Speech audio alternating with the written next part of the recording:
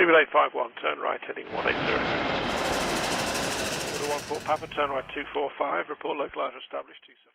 It's time to revisit Hong Kong-based carrier Cathay Pacific following them reporting their results for the month of September, which are once again incredibly low compared to pre-pandemic levels, and highlight how the airline continues to struggle following the continued restrictions and lack of transparency on how the airline can operate moving forward.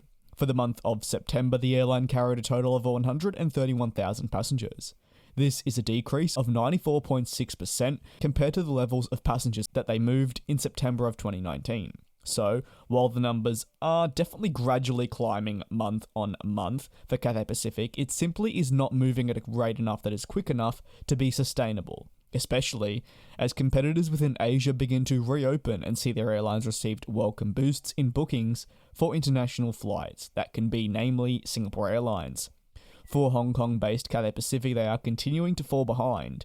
One of Cathay's, though, main positives, I guess you will, is that compared to passengers carried for September of 2020, they're actually up 180% in comparison. However, the most crucial thing we have to compare it to is pre-pandemic. Monthly revenue is still down well over 90% month on month in comparison to pre-pandemic levels.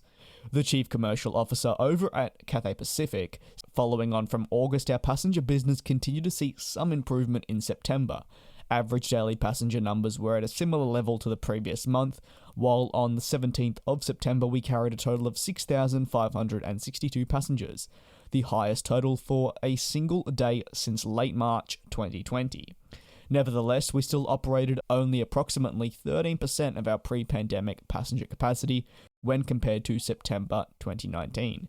He further went on to say that for passenger travel, it has been near on impossible due to the strict quarantine requirements. However, student traffic was one of the biggest reasons that they actually reported the numbers they did, as they saw student travels to the United States and the United Kingdom, and that eventually propelled them to the 100k mark. Without student travel, they would have seen potentially staggeringly low levels of travel, and I guess that's where the focus remains. The idea that without this specific orientated travel, their numbers would be not up to par to continue surviving within the industry. For the cargo sector within the airline's operations, they saw a rise in comparison to last year, but that is still down 14.3% in contrast to pre-pandemic levels, which again is not a bad thing considering we've seen 95 to 100% drop-offs in passenger travel. But what can't be ignored though is how the freighter sector, whilst has definitely been heavily affected during this pandemic, has not necessarily stopped. We've seen a freight needed more than ever. The future at Cathay Pacific remains largely unknown. A lot will be depending on future restrictions easing and them making the most of the routes that they are operating, which at the moment is nowhere near the rate that they would like to be flying.